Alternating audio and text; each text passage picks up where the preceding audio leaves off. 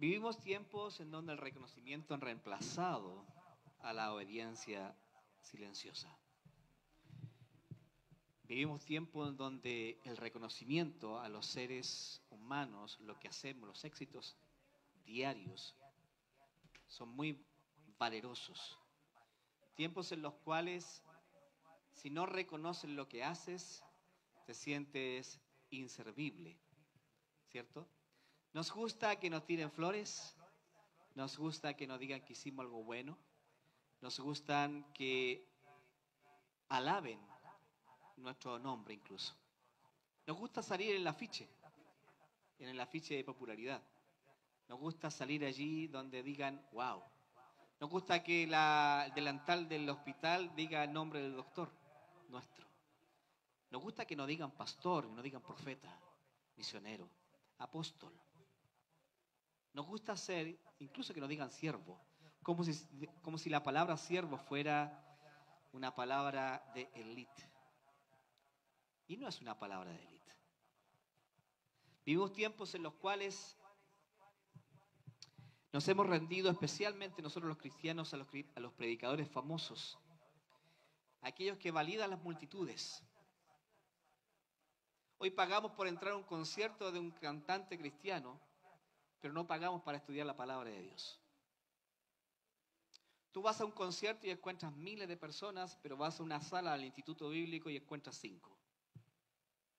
Vivimos tiempos donde la iglesia ha cambiado el foco de lo que significa ser iglesia.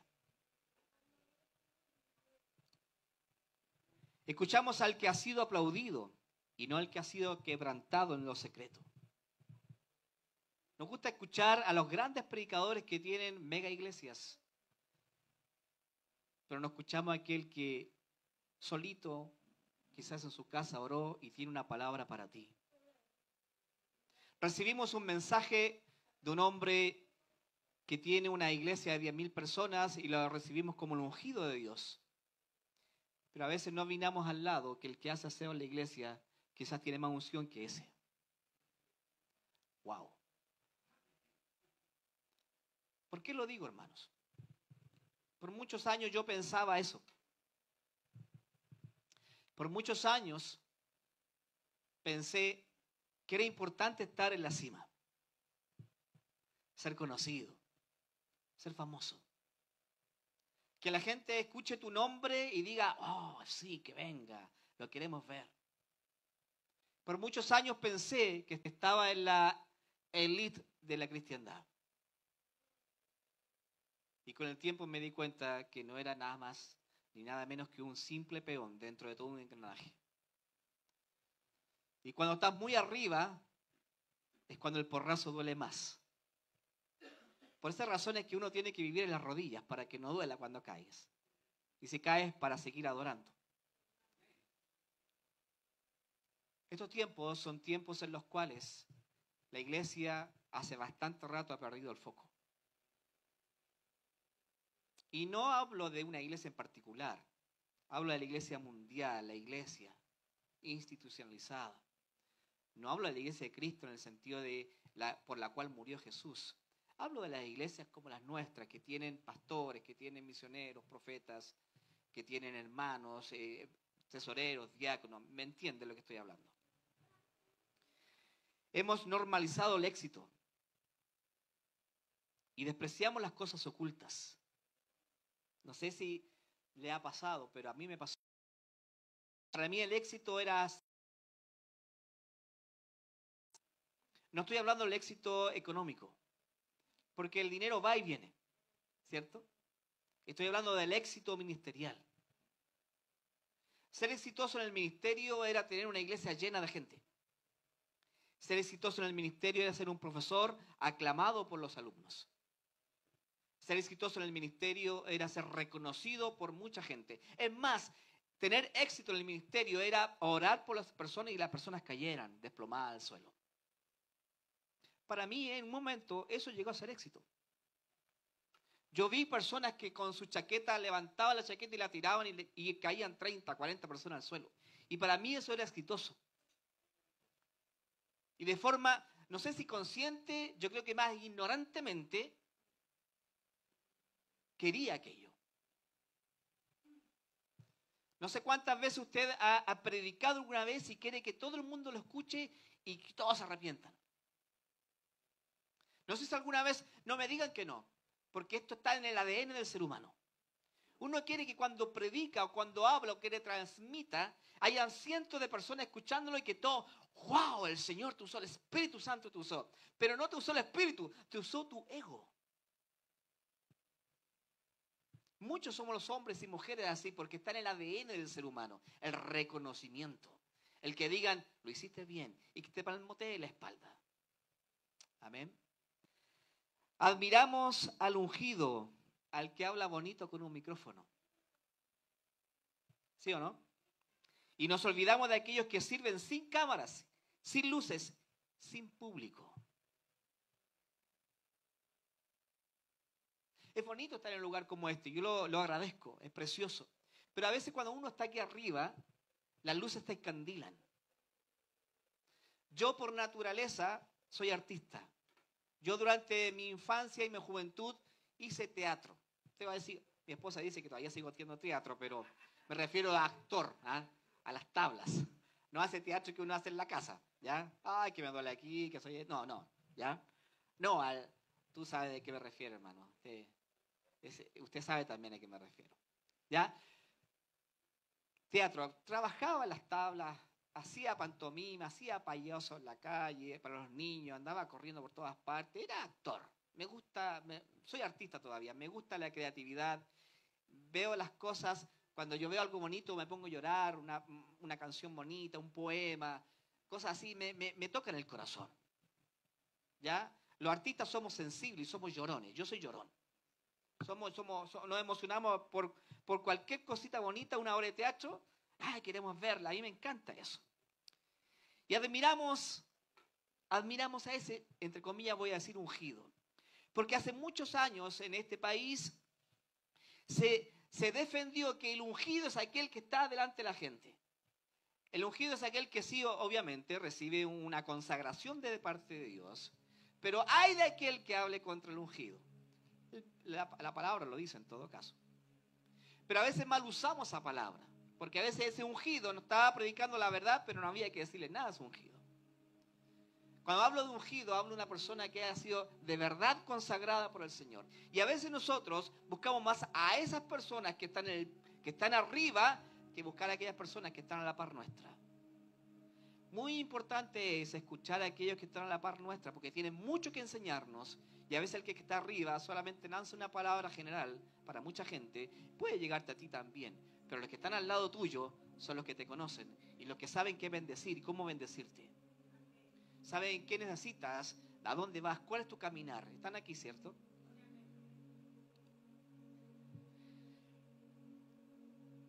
Por años yo servía a las cámaras, serví al púlpito, serví al éxito y al aplauso. El artista vive de los aplausos. Me gustaba actuar y que la gente aplaudiera. Pero me gustaba actuar y la gente se convirtiera al Señor porque hacíamos obras cristianas. Pero todavía existe gente así. Todavía hay pastores así. Perdón que diga esto. Todavía hay profetas así. Todavía hay apóstoles así. Todavía hay ministros adoradores así. Que más que adorar a Dios, adoran a su ego. Adoran a su sentimiento personal. Al que cuando bajan de aquí, bajan, wow, bajó el hombre de Dios. No hay ningún hombre de Dios. Lo que quiero decir, hermanos, a lo que voy, es que hay cosas más importantes que las que estoy nombrando. Porque Dios no mira aquellas cosas. Dios mira los actos pequeños. Las pequeñas cosas, lo que haces chiquitito. Los actores anónimos. Tú siempre conoces al actor principal, ¿cierto? Pero ¿y al anónimo, al secundario, al tercero? Ese no se lleva el aplauso. El Oscar se lo lleva el gran actor. El otro, inventaron un Oscar para que se lea actor secundario. Inventemos un Oscar para este tipo. Pero hay actores que no aparecen en las tablas visibles o en el nombre, ni siquiera en los créditos. Pero ahí están. Todo esto no serviría, no existiría si no hubiera una persona que estuviera los controles, una persona que estuviera haciendo aseo, una persona que estuviera limpiando las sillas. Estamos aquí, ¿cierto? Dios mira lo que ocurre lejos de los escenarios, las decisiones que se gestan en medio del dolor y de la crisis. Dios observa cuando tú estás en crisis y cómo estás creciendo en medio de la crisis. A Dios más le importa que tu éxito es tu crisis. Estoy como medio contradiciéndome, pero no es así. A Dios le importa sí que tú tengas éxito, claro que sí. Pero ¿dónde se fragua el hombre de Dios, la mujer de Dios? En la crisis, en el dolor, en el fracaso incluso. Cuando está solo, cuando no hay nadie al lado de él, ahí es donde el hombre de Dios y la mujer de Dios crece. ¿Perdón? Las crisis obviamente son solo puertas para que tú puedas crecer y avanzar. Y ahí es donde se ve tu voluntad y tu carácter. En esa crisis avanzas o te detienes. Decides avanzar o decides retroceder. Decides estancarte o decides salir de una vez. La puerta está allí, necesitas tú abrirla. Pero en la crisis es donde Dios te va a entregar a ti una respuesta clara para que salgas adelante.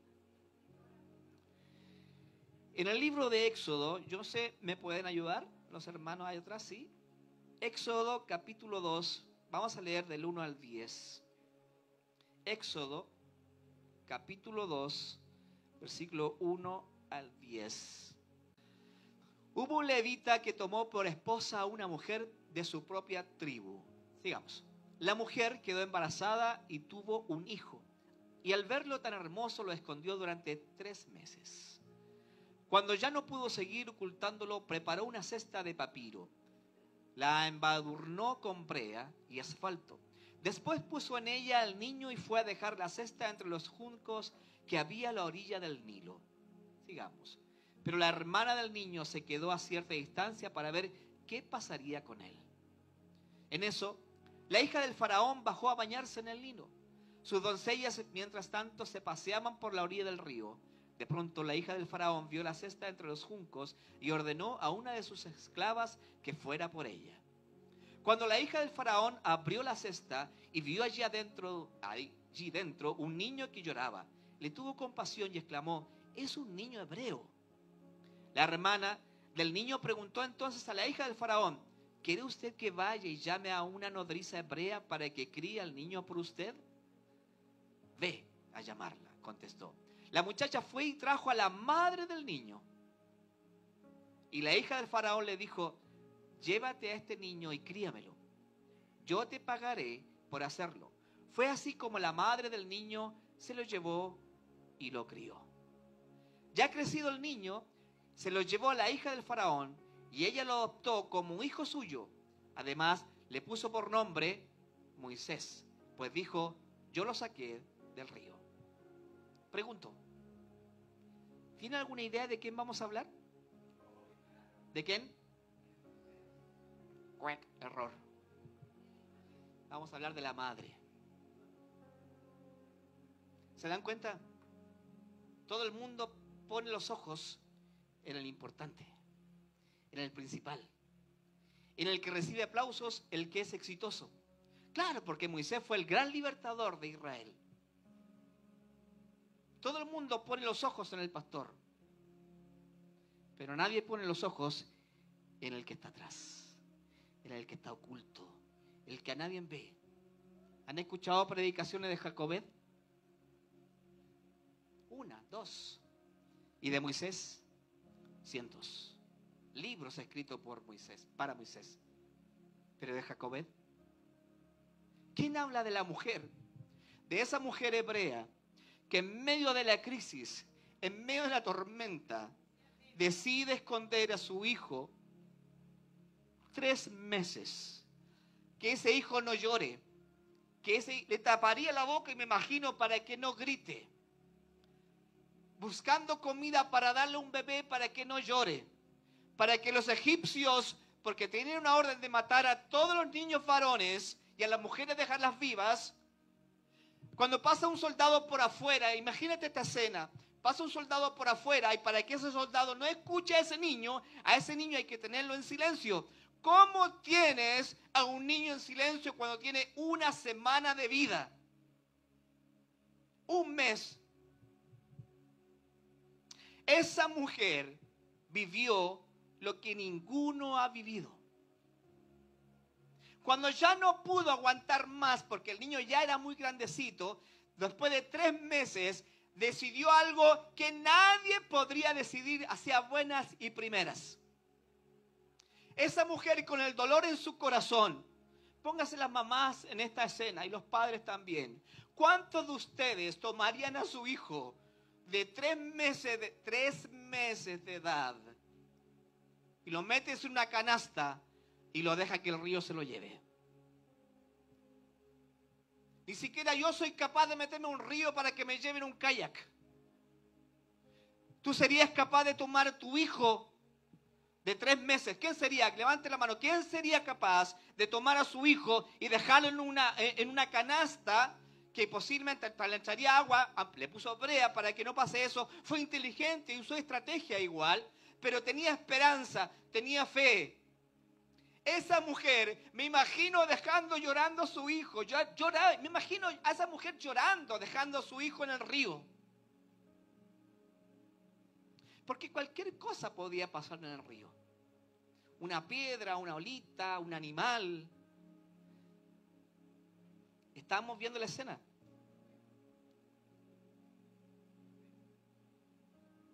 El valor del anonimato. Así se llama el mensaje. El valor del anonimato. Yo cuando leí esto quedé impresionado. Una hebrea sencilla, sin título, sin fama. Una mujer que nadie daba un peso por ella. Una mujer quizás con baja autoestima. Una mujer quizás con problemas en casa. Más aún con todo el problema existencial y social que existía. Vivía en un contexto hostil porque los egipcios ya no amaban a los hebreos, los tenían esclavizados.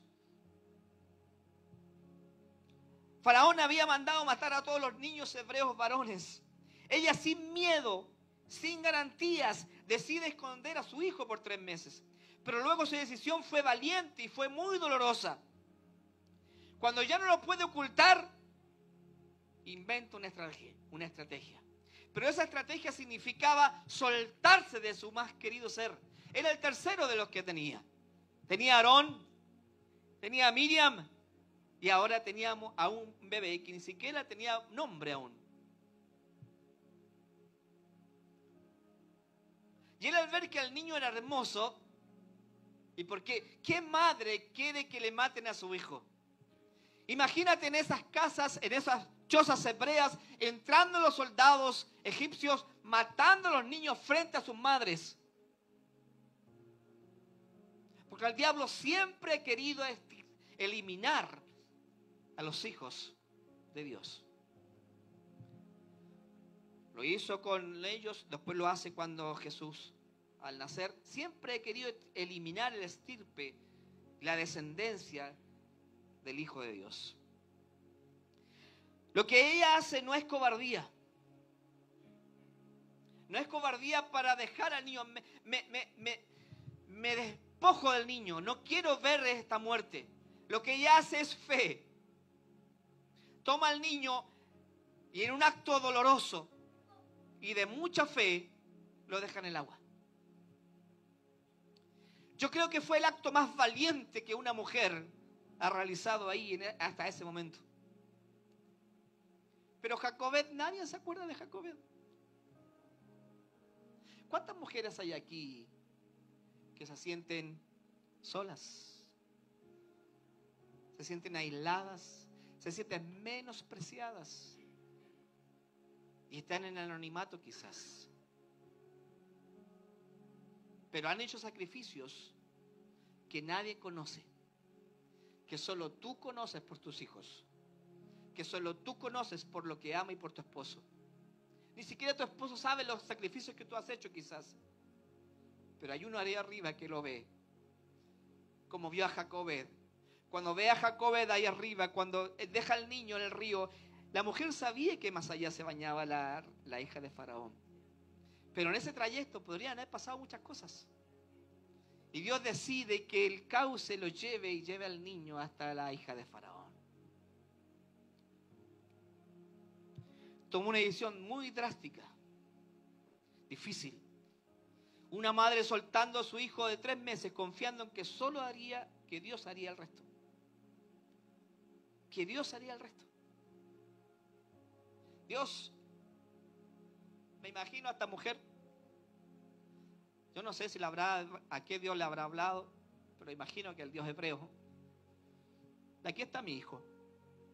Yo no quiero que me lo maten. Lo dejo en esta canastita, en este río. Lo suelto y tú haz el resto. Tú haz lo que tienes que hacer. Pero yo lo suelto y lo dejo en tus manos. Haz como tú quieras. ¿Cuántos han orado así? Señor, hasta aquí llego yo. Ya no doy más. No puedo seguir porque es un tiempo de crisis. Está viviendo un tiempo de crisis. Ya no puedo seguir avanzando. Por lo tanto, tomo esto, lo dejo en este río y haz tú el resto. Porque Dios, cuando ve tu corazón y ve la fe que he puesto y ve la esperanza tuya, Dios hace el resto. Y hace su voluntad. Pero primero tienes, ¿qué cosa hacer? Soltar.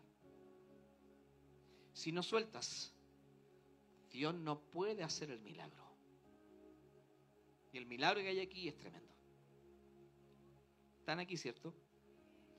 Estos actos ocultos a la gente cambian la historia.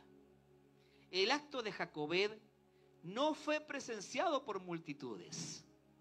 ¿Cuántos vieron el acto de Jacobed? Miriam, la hermanita de Moisés. De hecho, Miriam corrió por la ribera del río porque la mamá le dijo, ve, míralo, observa, que no le pase nada. Me imagino que Miriam se veía que un animal se tiraba a la canasta y se iba a tirar a salvar al bebé, al pequeño. Pero vio que la canasta fue directamente a donde estaba la hija del rey. Y en ese momento, cuando la hija del faraón, en este caso, observa y escucha el llanto, se movió a compasión cuando vio al niño. Y se dio cuenta que era un niño hebreo. Y Dios, ¿cómo hace el milagro? Una persona que es impía, por así decirlo.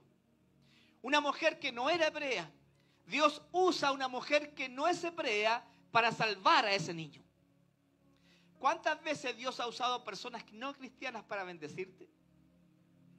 A mí me han bendecido personas no cristianas. Y he quedado con la boca abierta. Porque uno cree y uno se pone tan religioso y tan dogmático que uno piensa que solamente los cristianos te pueden bendecir. No, Dios usa a cualquier persona para bendecirte. Puede usar un animal incluso. Porque en la Biblia hay historias donde usó animales para bendecir. Para hablar. Hubo un silencio y hubo lágrimas en secreto. Pero ese acto de lanzar y soltar al niño cambió la historia de la humanidad. La recompensa vino. Claro que vino. Porque la hija de Faraón, ¿qué hace? Primero Miriam, cuando se observó, la niña muy inteligente, muy astuta, se da cuenta de que la hija de Faraón vio al niño y se queda porque la hija de Faraón fácilmente pudo haber hecho ¿qué cosa? Llamar a los soldados y maten a este niño. Porque esa es la orden para todos. Pero esa mujer se movió a misericordia, a compasión. El texto lo dice. Tuvo compasión. ¿Qué mujer al ver a un niño de 3 meses no se mueve a compasión? Uno se mueve. Nosotros los hombres nos movimos. Yo miro a un niño, mi esposa me dice, ¿tú eres bueno para tener niños? Claro, y me encanta andar con los niños. Pero la mujer aún más. Porque tiene el ADN, ese ADN de Dios en la maternidad. Es algo distinto que los hombres no alcanzamos a entender. No alcanzamos a entender.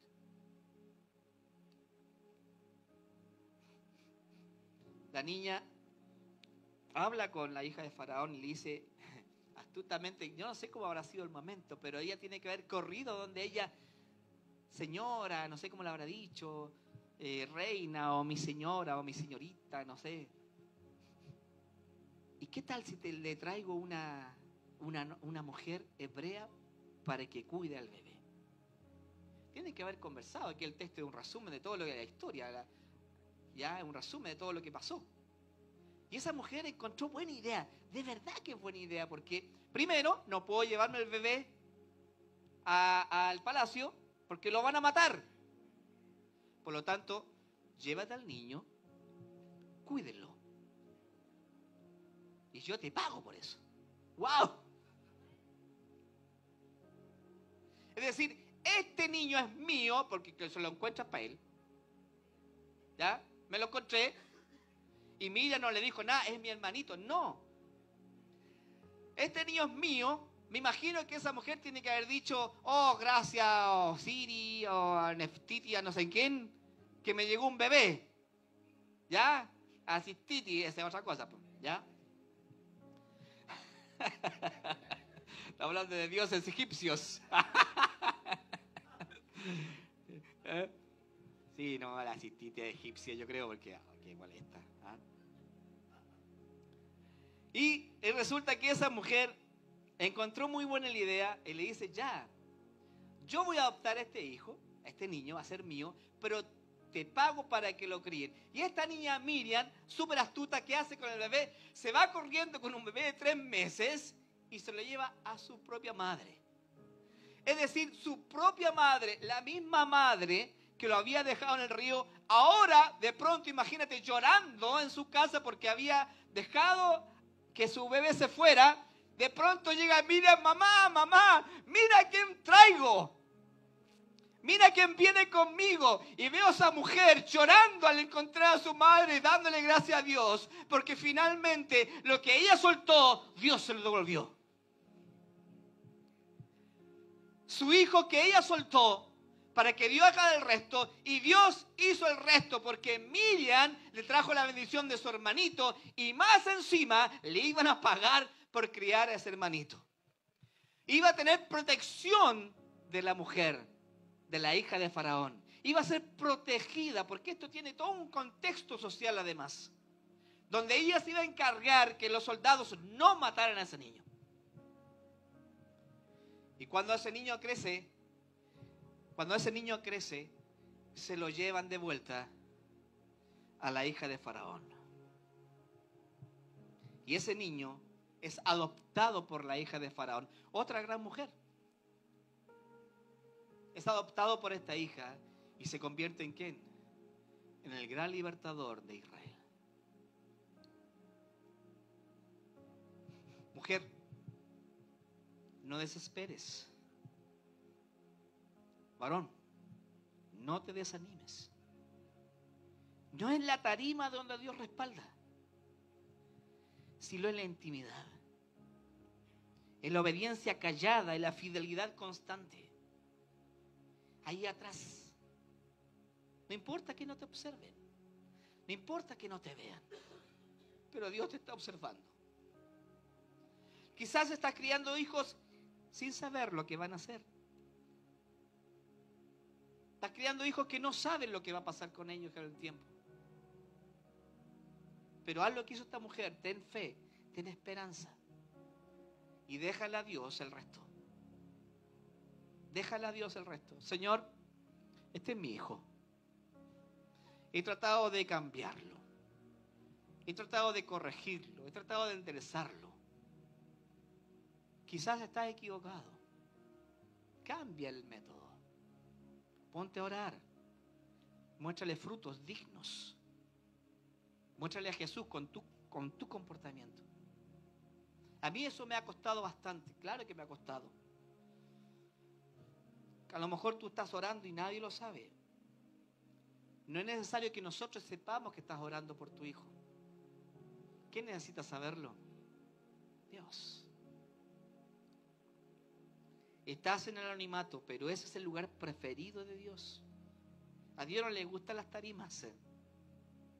A Dios le gusta la parte de atrás. Que esté atrás. Que no te observen. Calladito. David En la intimidad mataba a animales grandes. Y luego mató a un gigante. Nadie sabía que andaba matando osos. Solo él y Dios. Hasta que de pronto mató a un gigante. Tal como mataba a los animales. Pero su adoración era en lo secreto. Nadie sabía lo que él hacía. Solo su Dios. Amén. Y aquí quiero volver un poco a la palabra ungido que hablábamos hace un momento. La palabra de Dios dice que nosotros somos ungidos porque hemos sido ungidos con el Espíritu Santo. Independiente del llamado y la unción del llamado que recibamos. Y por el aceite del Espíritu Santo. Hay muchos ungidos que no están en esos afiches de la fama. No aparecen en ningún afiche. Hay muchos ungidos que caminan por desiertos que ellos nunca pidieron. Caminan solitarios. Hay muchos ungidos que están viviendo en una cueva, como el profeta. Hay muchos ungidos que viven en tiempos de crisis y que han aprendido a caminar lejos del aplauso, que lloran en lo secreto. ¿Cuántas veces has llorado en lo secreto?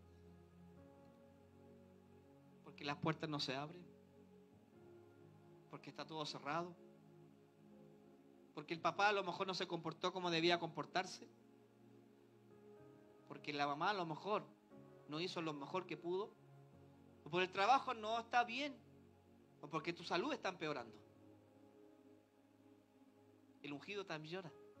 Esa mujer lloró en tiempos de crisis.